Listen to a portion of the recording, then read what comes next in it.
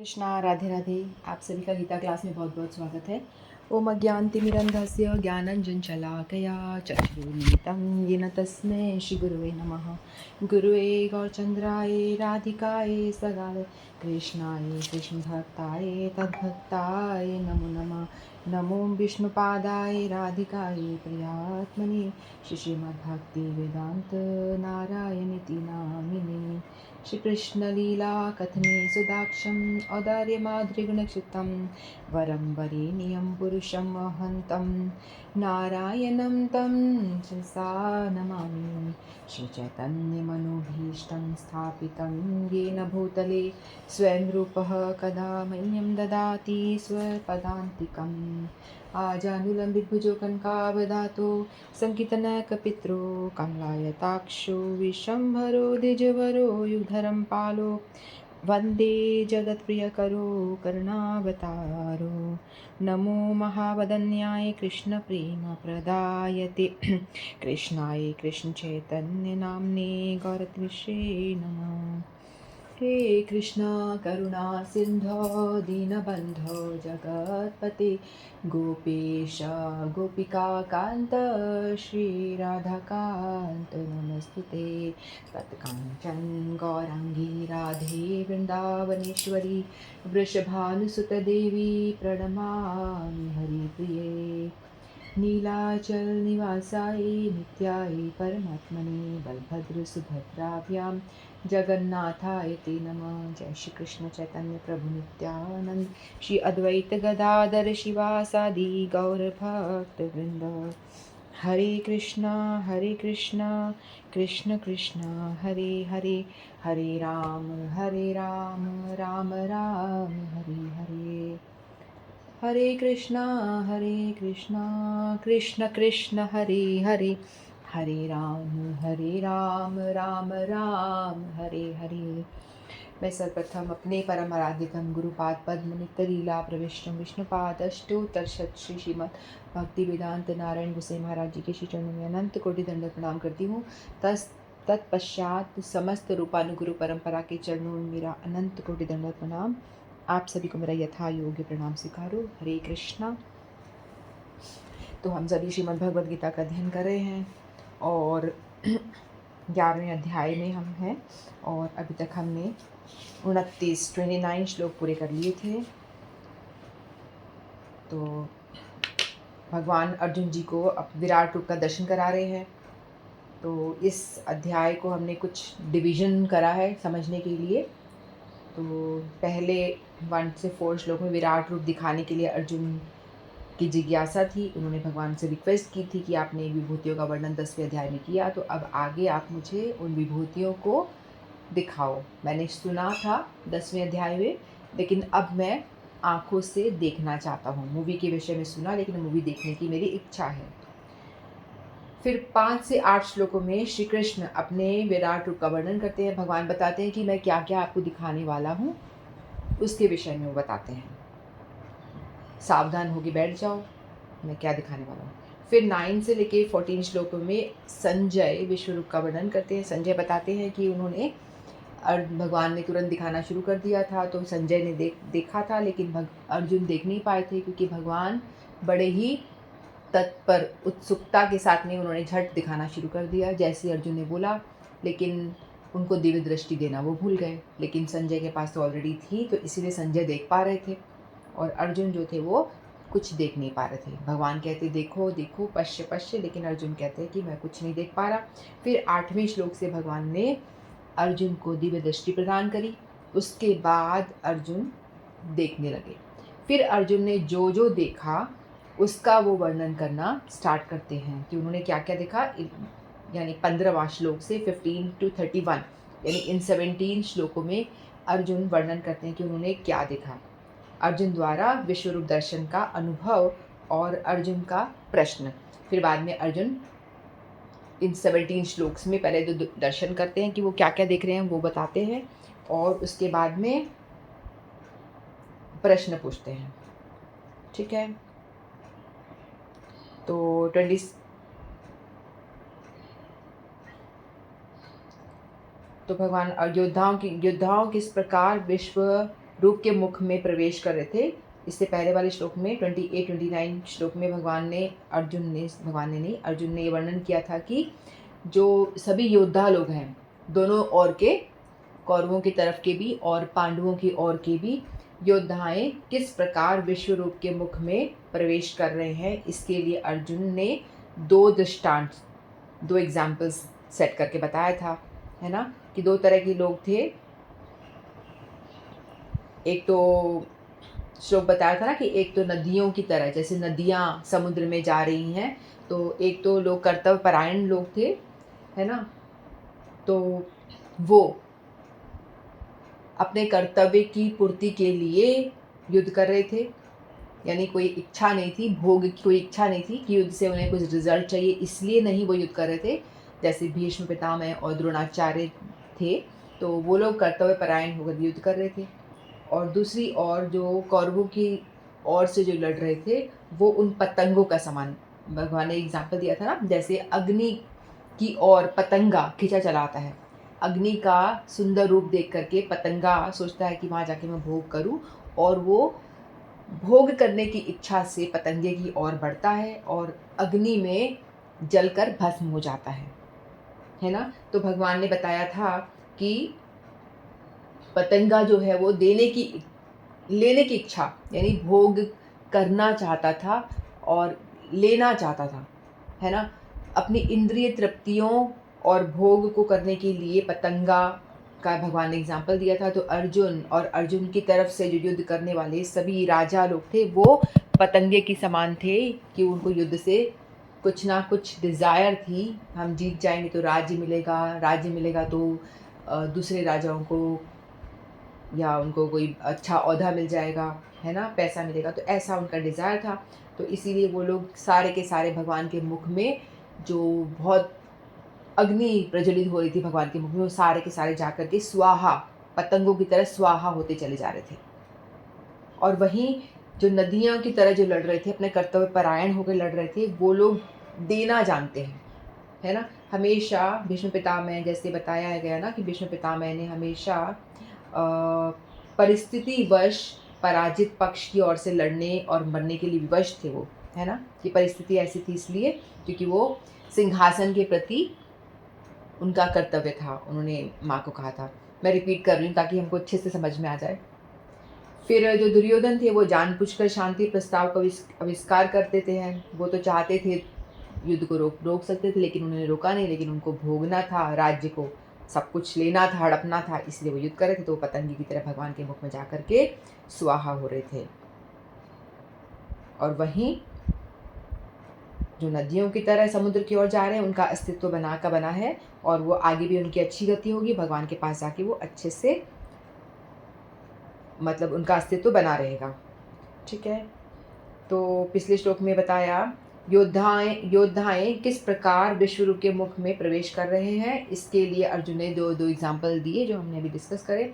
और अब आगे जो है 30वां श्लोक है, उसमें अब संपूर्ण लोकों का प्रसन्न करते हुए विश्व रूप के भयानक रूप का वर्णन करते हैं।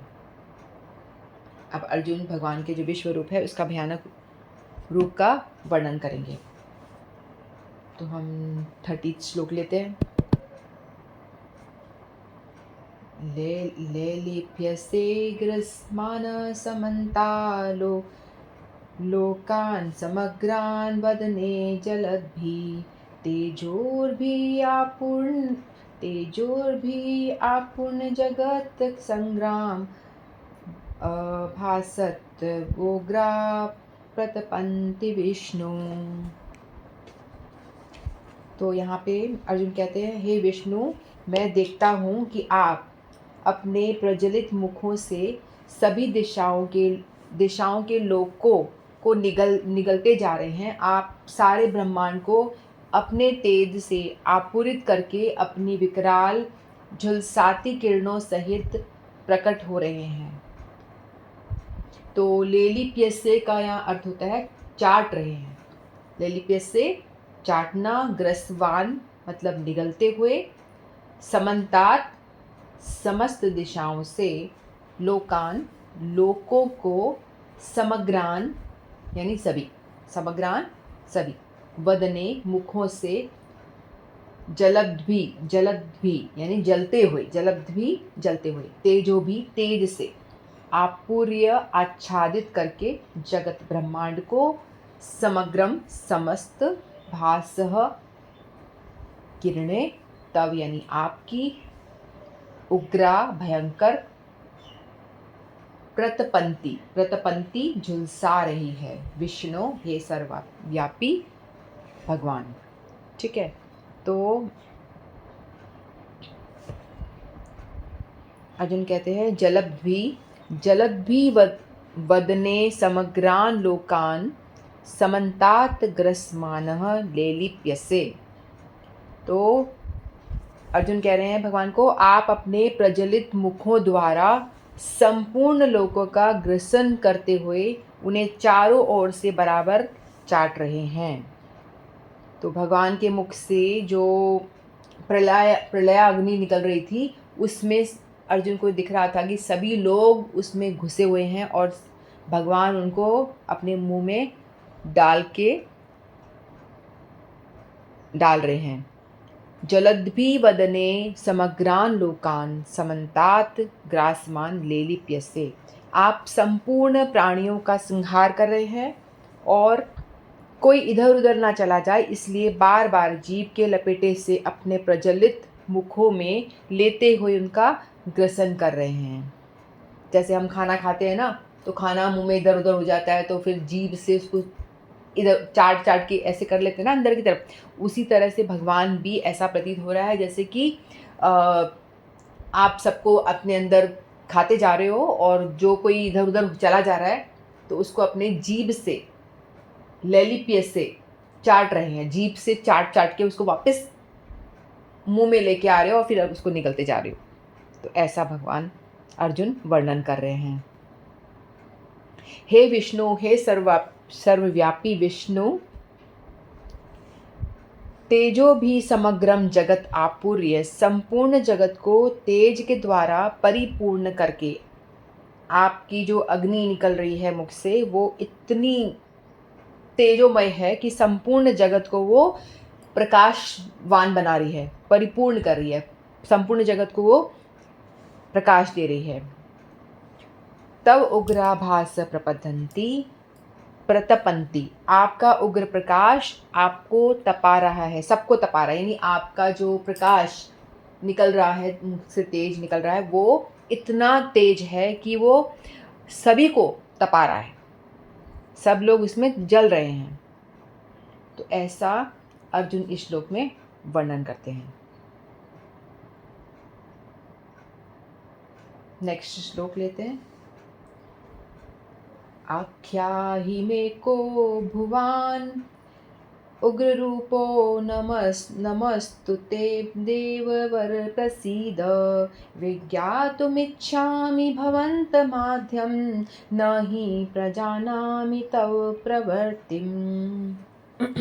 आख्याहि का मतलब है कृपया बताएं, कृपया बताएं। मैं, मुझको, कह कौन, भवान आप, उग्र रूप भयानक रूप, नमस्तु नमस्कार हो, ते आपको, देववर हे देवताओं में श्रेष्ठ, प्रसीद प्रसन्न हो, विज्ञातुम जानने के लिए, इच्छामि इच्छुक हूँ, भवंतम आपको, आद्यम आद्यम यानी आदि, न नहीं ही निश्चय ही, प्रजानामि जानता हूँ, तब आपका प्रवर्तिम प्रयोजन।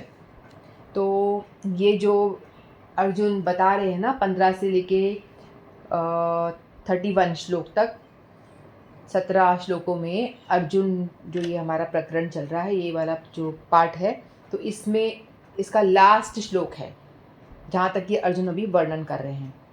ठीक है, तो ये 17वां श्लोक है। तो अर्जुन कहते हैं, हे देवेश, कृपा करके मुझे बतलाइए कि इतने उग्र रूप में आप कौन हैं। मैं आपको नमस्कार करता हूँ, कृपा करके मुझ पर प्रसन्न हो। आप आदि भगवान हैं, मैं आपको जानना चाहता हूँ, क्योंकि मैं नहीं जान पा रहा हूँ कि आपका प्रयोजन क्या है।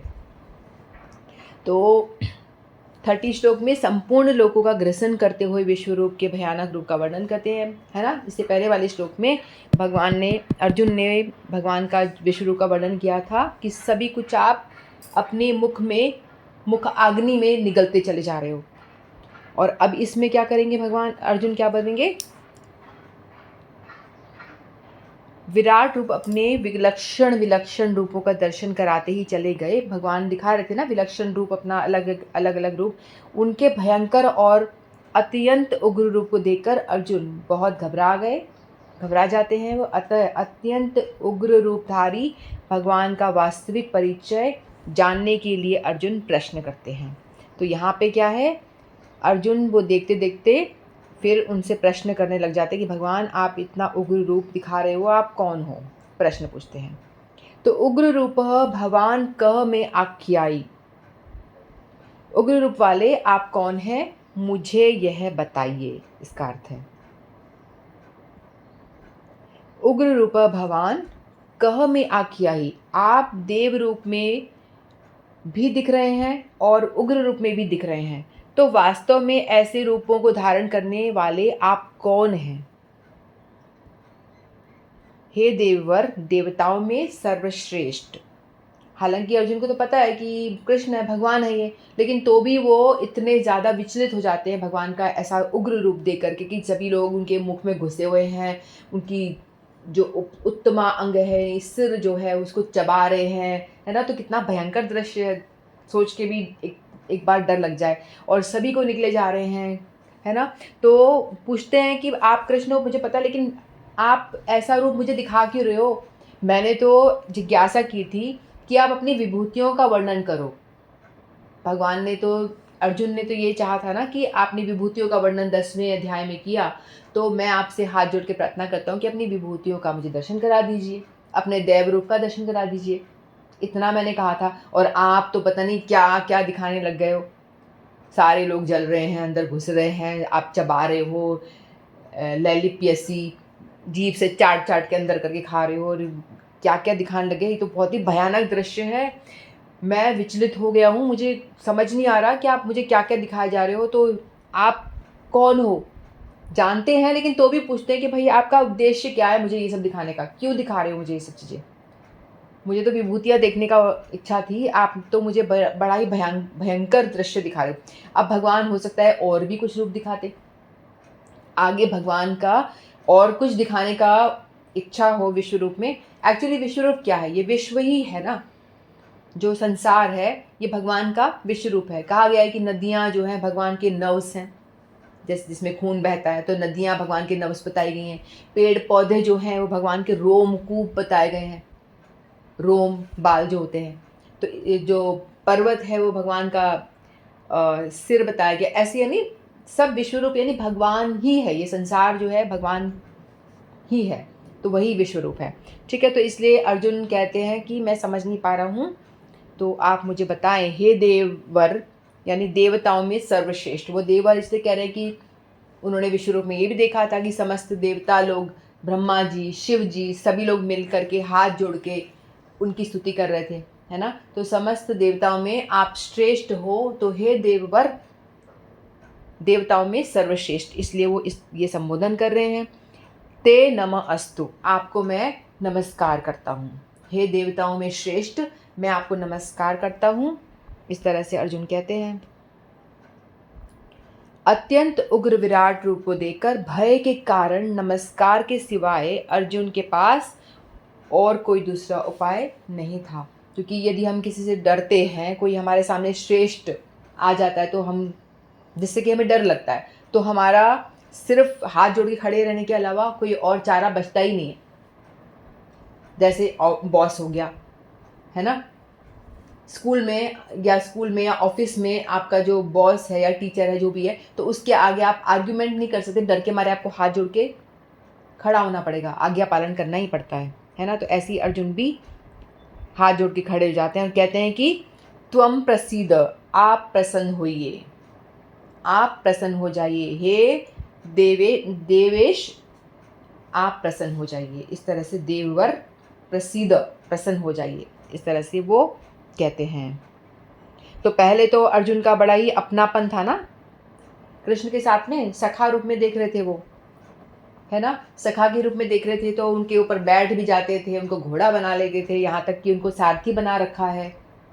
जब जब तक कि वो अज्ञान थे, भगवान के ऐश्वर्य के बारे में जानते नहीं थे, तब तक तो वो उनके बड़ी फ्रेंड की तरह वो व्यवहार कर रहे थे, है ना, मजाक मस्ती कर लिया, पीठ पे मार दिया, सारथी बना दिया, चल मेरा काम कर, ऐसा व्यवहार कर दिया। लेकिन जैसे ही उनको पता चल रहा है कि ये तो भगवान है भाई, मैं तो समझ रहा था मेरा मित्र, लेकिन ये तो भगवान है, तो उनका जो भाव है ना, धीरे धीरे जो माधुर्य भाव था फ्रेंड वाला, वो धीरे धीरे चेंज होकर के कहाँ जा रहा है, वो ऐश्वर्य बुद्धि होती चली जा रही है। और जहाँ ऐश्वर्य, आप किसी को ऐश्वर्य रूप में देखते हो कि भाई ये तो बहुत बड़ा है, तो हमारा संबोधन करने का भाव बदल जाता है। जैसे कि एक बच्चा है, एक पिता है, उसका पुत्र घर में है, तो आप उसको प्रेम से बातें करोगे ना, कुछ भी बुलाओगे, ए चिंटू पिंटू, कुछ भी जो घर का नाम है उस तरह से बुलाओगे, बहुत ही बेटे की तरह व्यवहार करोगे। लेकिन वही व्यक्ति बहुत अच्छे ओहदे पे है, ऑफिस में यदि आप उससे मिलोगे, तो ऑफिस में मिलोगे तो आप उस तरह से नहीं बोलोगे जैसे घर में बात कर रहे हो, तो आप उसको चिंटू पिंटू इस तरह से नहीं बात करोगे, आपको रिस्पेक्टफुली बात करना पड़ेगा उससे, है कि नहीं। तो आप वहाँ जा कर के उससे बहुत ही रिस्पेक्टफुली सर करके बोलोगे और अच्छे से आप कह के बोलोगे। घर में तो तू तड़ाक से बात करोगे, लेकिन वहाँ जाके आप और अच्छे से रिस्पेक्ट से बात करोगे। तो उसी तरह से यहाँ पे अर्जुन का भाव बदल गया है, ऐश्वर्य बुद्धि आ गई, तो यहाँ पे वो क्या कर रहे हैं, उनको त्वाम कह के संबोधन कर रहे हैं, भगवान। पहले वो पहले त्वम कह रहे थे, तू ऐसे करके बोल रहे थे पहले पहले श्लोकों में, लेकिन अब वो कह रहे हैं कि भगवान। भगवान का मतलब आप, रिस्पेक्टफुली बोल रहे हैं, हे भगवान आप कौन हैं। तो उनका ऐश्वर्य बुद्धि हो गई है कि भगवान तो भगवान हैं, सभी सृष्टि के बनाने वाले हैं, तो इनको मैं ऐसे नहीं बोल सकता, मुझे रिस्पेक्टफुली संबोधन करना पड़ेगा। तो कहते हैं भगवान आप कौन हैं, ठीक है। तो भगवान अपनी जीभ से सबको अपने मुख में लेकर बार बार चाट रहे हैं। ऐसे भयंकर बर्ताव को देखकर अर्जुन प्रार्थना करते हैं कि आप प्रसन्न हो जाइए। वो डर जाते हैं ना, और कहते हैं कि आप प्रसन्न हो जाइए। उनको लगता है कि भगवान जो है बहुत ही नाराज़ हो रखे हैं मुझे, इसलिए मुझे इतना भयानक दृश्य दिखा रहे हैं। प्रसीद त्वम प्रसीद। तो भगवान अपनी जीभ से सबको अपने मुख में लेकर बार बार चाट रहे हैं। ऐसे भयंकर बर्ताव को देखकर अर्जुन प्रार्थना करते हैं कि आप प्रसन्न हो जाइए, ठीक है। तो भगवान से वो कह रहे हैं आद्यम भवंतम विज्ञातुम इच्छामि। आदि रूप आपको मैं तत्व से जानना चाहता हूँ। फिर वो कहते हैं कि आप कौन हैं, आप आदि रूप है। आदि रूप क्यों बताया गया है, क्योंकि सबसे पहला भगवान का जो अवतार रूप है ना, ये विश्व रूप ही है। क्योंकि भगवान ने जब सृष्टि बनाने का मन में इस विचार आया भगवान ने, तो भगवान ने प्रकृति पे दृष्टिपात करी। सृष्टि कैसे होती है उसका भी एक प्रकरण होता है, किस तरह से सृष्टि फॉर्म में आई, तो सृष्टि तत्व होता है। तो जब सबसे पहले भगवान की इच्छा हुई कि मैं संसार बनाऊं लोगों को, तो उन्होंने क्या, लोग सब हो जाएं, तो उन्होंने दृष्टिपात की थी। तो उसके बाद में सभी प्रकट हो जाता है, ठीक है, ये संसार प्रकट हो जाता है। तो वो कहते हैं कि इसीलिए आपका सबसे पहला अवतार तो ये विश्व रूप ही है। विश्व रूप का मतलब ये संसार ही है, जिसमें कि सब कुछ है। देवता भी आ गए इसमें, मनुष्य भी आ गए, पशु पक्षी भी आ गए, सभी आ गए, मतलब यक्ष गंधर्व पितरगण सभी कुछ आ गया इसके अंदर, तो विश्व रूप के अंदर। तो सबसे पहला अवतार तो आपका यही है। तो आदि यानी सबसे फर्स्ट आदि रूप आपको मैं तत्व से जानना चाहता हूँ। तो आपने मुझे दिखाया, लेकिन मैं आपको और अच्छी तरह से जानना चाहता हूँ, तो आप मुझे बताएं। आद्यम भवंतुम विज्ञातुम इच्छामि। भगवान का पहला अवतार विराट संसार रूप में ही था, इसलिए अर्जुन कहते हैं कि आदि नारायण आपको मैं स्पष्ट रूप से नहीं जानता, मैं आपको अच्छी तरह से नहीं जानता हूँ। तव प्रवृत्तिम ही न ही प्रजानामि। क्योंकि मैं आपकी प्रवृत्ति को अर्थात प्रयोजन को नहीं जानता, तो मैं आपकी प्रवृत्ति को मैं जान नहीं पा रहा हूँ कि आपका प्रयोजन क्या है ना। तव प्रवृत्तिम न ही प्रजानामि। आप यहाँ क्यों प्रकट हुए हैं, और आपके मुखों में हमारे पक्ष के और विपक्ष के बहुत से योद्धा प्रविष्ट होते जा रहे हैं। अतः वास्तव में आप क्या करना चाहते हैं? तो भयानक रूप को देख कर के अर्जुन बड़े विचलित हो गए, बड़े व्याकुल हो चुके हैं।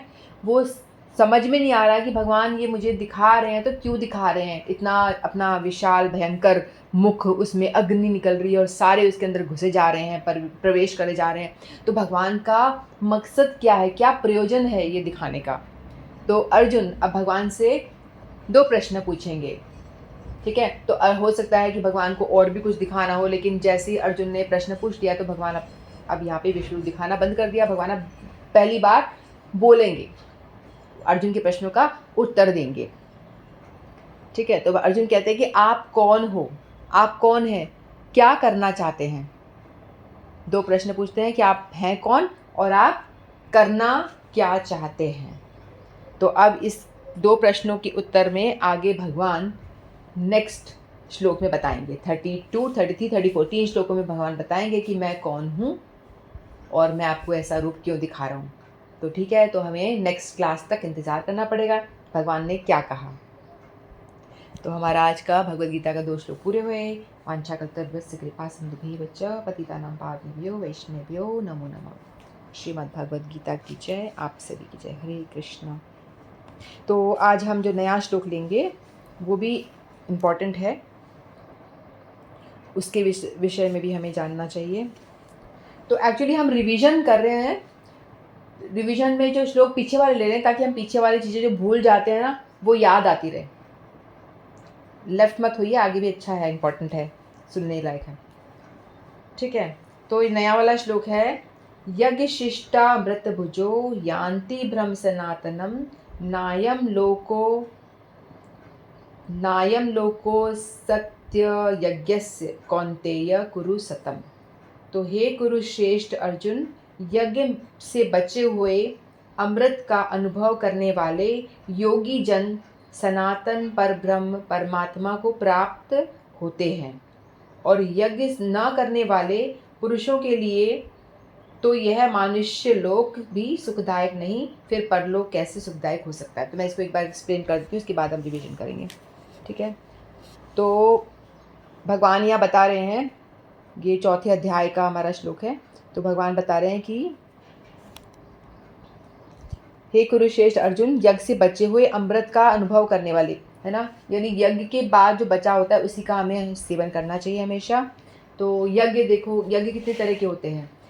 यज्ञ जो होते हैं कई तरह के, जैसे कि एक द्रव्य यज्ञ होता है। द्रव्य यज्ञ क्या मतलब होता है, जिसमें कि आपका पैसा, इंसान पैसा जल्दी से छोड़ नहीं सकता, है ना। पैसा जो है इंसान छोड़ता नहीं, क्योंकि बड़ी मेहनत से कमाता है, वो बहुत मेहनत करके वो पैसा कमाता है, तो इसलिए अपनी हार्ड अर्न मनी को वो जल्दी से नहीं छोड़ सकता। लेकिन हमें द्रव्य यज्ञ करना पड़ता है, जिससे कि हमसे भजन नहीं हो रहा, कुछ नहीं हो रहा, तो कम से कम अपना कमाया हुआ पैसा है उसका कुछ अंश हमें सेवा में लगाना चाहिए, गरीबों की सेवा में लगाना चाहिए, या मंदिरों में देना चाहिए, वैष्णवों की सेवा में लगाना चाहिए। तो ये होता है द्रव्य। उसके लिए हमें क्या करना पड़ेगा, द्रव्य यानी पैसा कमाना पड़ेगा, मुश्किल से मेहनत करके पैसा कमाना पड़ेगा।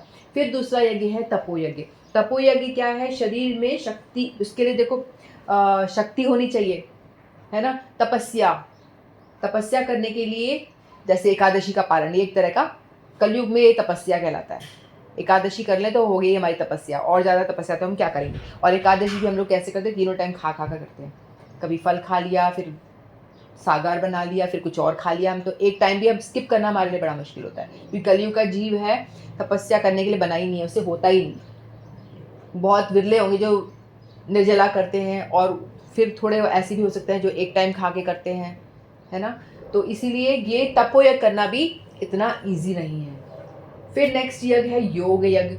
योग यज्ञ क्या होता है, जैसे कुछ होते हैं ना जो निराकार ब्रह्म में लीन हो जाना चाहते हैं, ज्ञानी लोग, वो चाहते हैं कि हम ज्योति, ब्रह्म ज्योति में लीन हो जाए। तो उसके लिए वो क्या करते हैं, उसके लिए भी उनको अष्टांग योग का पालन करना पड़ता है, आसन प्राणायाम, है ना, अपने आप को निग्रह करना, अपनी इंद्रियों को कंट्रोल करना, खाना भी एक लिमिटेड सात्विक खाना है।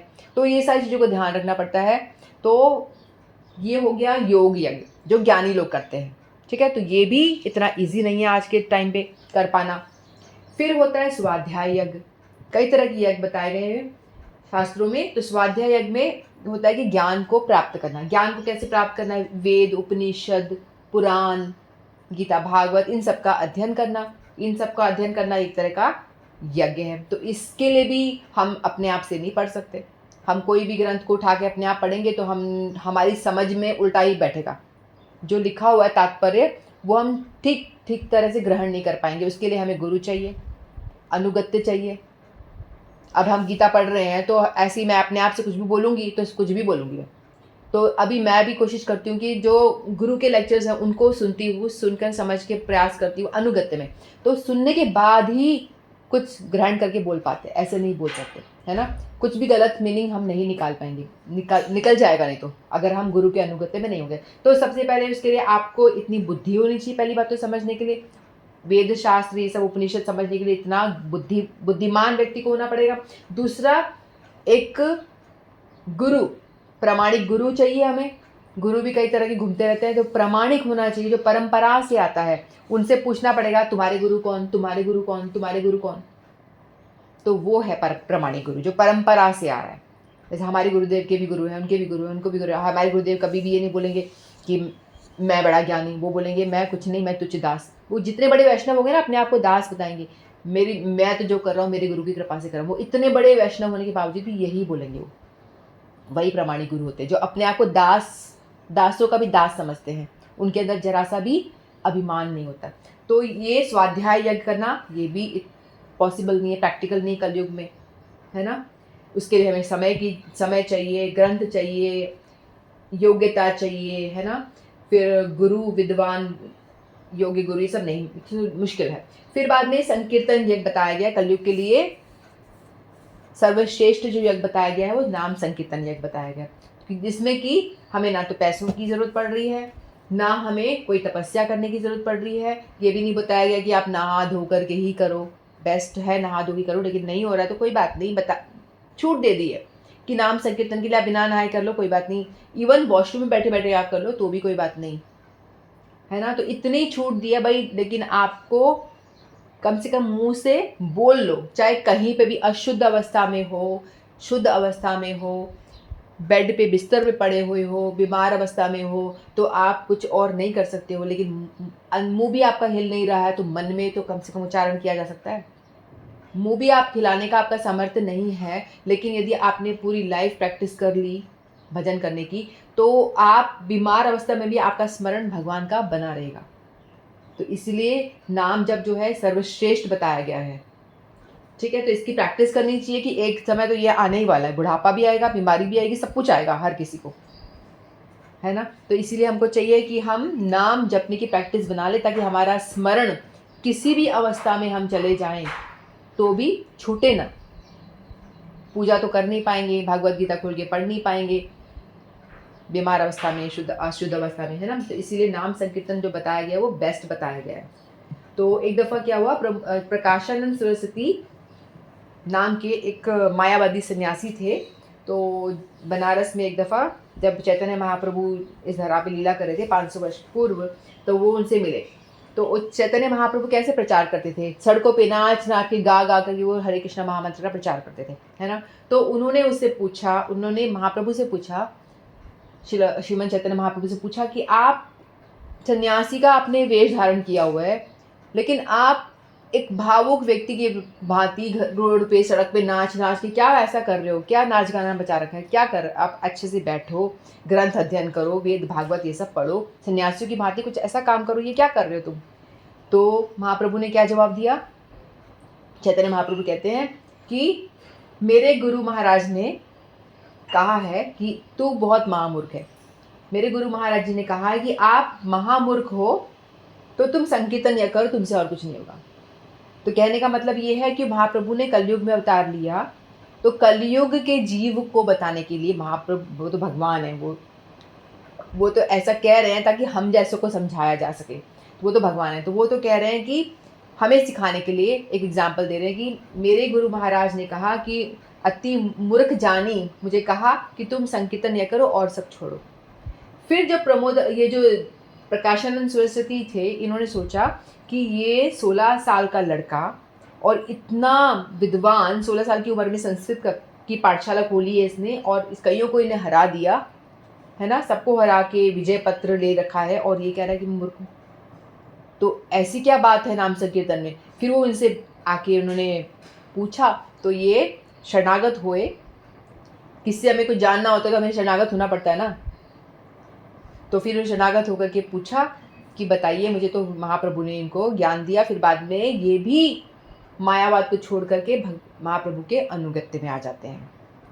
ठीक है, तो इसीलिए बताया गया है कि कलयुग में कुछ ना कुछ यज्ञ करना तो बहुत ज़्यादा ज़रूरी है। यज्ञ नहीं करोगे तो आप ना यहाँ चैन से रह पाओगे, ना परलोक में चैन से रह पाओगे। इस लोक में भी तुम्हारा कोई मतलब उद्धार नहीं होने वाला, परलोक में भी नहीं होगा। क्योंकि यज्ञ का मतलब वेदों के हिसाब से चलना, शास्त्रों के अकॉर्डिंगली चलना। बताया गया ना, धर्म अर्थ काम मोक्ष, है ना। धर्म से पहले क्या करना है, अर्थ कमाना है। धर्म से यानी शास्त्रों में जैसे बताया गया है अकॉर्डिंगली अच्छे रास्ते पे चल करके आपको अर्थ कमाना है। फिर बाद में अपने अर्थ पैसा आ जाता है, उसके बाद में अपने काम की पूर्ति, काम यानी अपनी इंद्रिय तृप्ति के लिए जो भी कुछ चाहिए वो खरीद सकते हैं। यानी काम का मतलब होता है डिज़ायर, कोई भी डिज़ायर, घर खरीदने की डिज़ायर, है ना, पैसे कमाने की डिज़ायर, और कुछ भी डिज़ायर, जो भी कुछ चाहिए, तो हर को काम कहा जाता है। तो धर्म, अर्थ, काम, और फिर आता है मोक्ष। ये 4 स्टेप्स बताए गए हैं हर एक जीव के लिए। यदि आप भगवत मार्ग में प्रोग्रेस करना चाहते हो तो धर्म, अर्थ, काम और मोक्ष। धर्म से पैसा कमाओ, गलत काम मत करो। फिर पैसा कमाने के बाद में अपनी इंद्रिय भोग खरीद सकते हो, आप जो आप चाहते हो वो खरीद लो। फिर उसके बाद में कुछ आप थोड़ा दान भी करते चलो, उससे क्या होगा, आपकी सुकृति बनती चलेगी, आपका हृदय क्लीन होता चलेगा। या ऐसा हो सकता है कि आप अति आपने इंद्रिय भोग कर लिया, आपकी डिज़ायर सारी पूरी कंप्लीट कर ली, अब आपको फिर भी शांति नहीं मिल रही, तो अब मैं क्या करूं, इतना मैंने सब कुछ मुझे मिल गया मेरे पास। जैसे अंग्रेज लोग होते हैं ना, विदेशी लोग जो होते हैं, वो सारे हम देख रहे हैं कि वो ज़्यादा आ रहे हैं कृष्ण भक्ति की ओर। क्यों? क्योंकि उनके पास में इतना ऐश्वर्य है, उन्होंने सब कुछ भोग लिया। उन्होंने देख लिया बड़े बंगले में कोई आनंद नहीं आ रहा, अरे मेरे घर में सारी सुख सुविधा है, इसमें भी कोई आनंद नहीं आ रहा, फर्स्ट क्लास सब कुछ, उसको सब कुछ सारा ऐश्वर्य है, लेकिन मेरे को फिर भी मानसिक शांति मिल नहीं रही। क्यों नहीं मिल रही? तो क्या नहीं मिला मुझे? फिर वो मोक्ष की ओर बढ़ता है। जब वो सभी भोगों से भोग करके परेशान हो जाते हैं, तो बोलते हैं कि अब मैं मानसिक शांति मुझे नहीं मिल रही है, तो फिर वो पहुंचते हैं मोक्ष की ओर, पता लगाने के लिए कि कहाँ मिलेगी शांति। तो शांति वही मिलेगी जो भक्ति करेगा, जो आत्मा से जुड़ेगा, तो ही शांति मिलेगी। तो इस तरह से प्रोसेस के थ्रू यदि वो आता है तो धीरे धीरे उसकी प्रगति हो जाती है क्रमशः। लेकिन जो भक्त होते हैं, यदि किसी का इतना सौभाग्य है कि उसको डायरेक्ट भक्तों का संग मिल गया, है ना, जैसे हम एक जानवर की तरह जी रहे हैं, जो ये नहीं पालन करता वो तो जानवर तुल्य है। वो यहाँ भी दुख पाएगा, जो गलत तरीक़ों से पैसा कमाएगा, धोखाधड़ी करके पैसा कमाएगा, पैसा कमा कर अपने लिए यूज़ करेगा, तो उसका तो गति यहाँ पे भी खराब। गलत काम करेगा, जेल में जाएगा, यहाँ पे भी डंडे खाएगा, लोग बुरा बुरा बोलेंगे इसको, यहाँ पे भी उसकी गति नहीं है। तो परलोक की तो छोड़ ही दो, परलोक में तो गति होने वाली है ही नहीं, यहाँ भी कोई गति नहीं। जो शास्त्रों के विरुद्ध जाएगा, धर्म, अर्थ, काम, मोक्ष को फॉलो नहीं करेगा, तो उसकी ना यहाँ कोई गति है, ना परलोक की तो छोड़ दो, वहाँ तो नरकों का भोग करना ही करना है। तो इसीलिए इंसान को चाहिए कि धर्म, मोक्ष, कर्म, धर्म, अर्थ, काम, मोक्ष, इसको फॉलो करे। यदि ये नहीं फॉलो करना है, दिस इज द स्लो वे, धीमा रास्ता है, धीरे धीरे आपकी प्रगति करेगा क्रमशः। लेकिन यदि आप इतने भाग्यशाली हो, हम इतने भाग्यशाली हैं कि हमें साधु संग मिल गया, कोई भक्त, शुद्ध भक्त से हमें लेक्चर सुनने में आ गया और समझ में आ गया भाई भजन करना चाहिए, अरे भगवान कृष्ण ही है जो है, अरे उनसे जुड़ जाओ तो बात बन जाएगी। तो वो क्या करेगा, उसको ये स्टेप्स की आवश्यकता नहीं है, वो पहले से ही अगर उसको ये ज्ञान आ गया कि मैं आत्मा हूँ, मैं आत्मा हूँ, भगवान परमात्मा है, और मैं दास हूँ और भगवान जो है स्वामी है, और मेरा कर्तव्य है भगवान की सेवा करना। जब ये बात समझ में आ जाएगी, हमने सुन ली और कान से निकाल दी तो मतलब नहीं है, सुन करके उस पर अमल करके चलना पड़ेगा, सच में उसको ग्रहण करनी पड़ेगी, तो समझ में आएगी बात। तो हम शुरू से ही, चाहे हम पैसा भी कमा रहे होंगे, तो भी हम क्या करेंगे, उस पैसे को भगवान की सेवा के लिए यूज़ करने का प्रयास करेंगे। ठीक है। तो धर्म भी हम कुछ करेंगे तो भगवान से जुड़ कर ही सब कुछ हम करेंगे। तो शुरू से हमारी जो चेतना है ना भगवत भक्ति की ओर लगी रहेगी, तो हमारा स्पीडीली हम ग्रो कर सकते हैं। ठीक है। तो यहाँ बताया भगवान ने, तो इसलिए यज्ञ जो है करना ही पड़ेगा। अमृत का अनुभव करने वाले योगी सनातन पर ब्रह्म परमात्मा को प्राप्त होते हैं, और यज्ञ न करने वाले पुरुष के लिए तो मनुष्य लोक में भी सुख नहीं है और परलोक में भी सुख नहीं है। तो इसलिए हमें सुख की प्राप्ति करनी है, तो हमारा मनुष्य जो जन्म मिला है बड़ा ही दुर्लभ जन्म है ना, क्योंकि हम किसी और योनि में भजन नहीं कर सकते।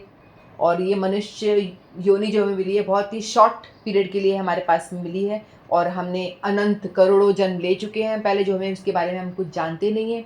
पीछे हम क्या क्या करके आए हैं, क्या क्या गलत काम करके आए हैं, क्या अच्छे काम करके, हमें कुछ नहीं पता। हम तो आज प्रेजेंट के बारे में जानते हैं कि आज मैं स्त्री हूँ और आज मैं ये कर रही हूँ, वो कर रही हूँ, बस मुझे इतना ही पता है, थोड़ा सा नहीं। हमारा जो लाइफ सर्कल है ना, जो करोड़ों करोड़ों जन्म हम ले चुके हैं, उसके बारे में हमें कुछ भी नहीं पता। प्रीवियस जन्म, उससे पहला जन्म, उससे पहला जन्म, कुछ नहीं जानते। तो ये जन्म मृत्यु के चक्कर से यदि हमें बचना है, तो इसके लिए बताया गया है मनुष्य जो जीवन है ये द्वार है, यही वो रास्ता है, वही वो दरवाज़ा जहाँ से हम निकल के बाहर आ सकते हैं। यदि हमने इस मनुष्य जीवन को भजन करने में नहीं बिताया, तो हम इस दरवाजे को हमेशा के लिए बंद कर देंगे।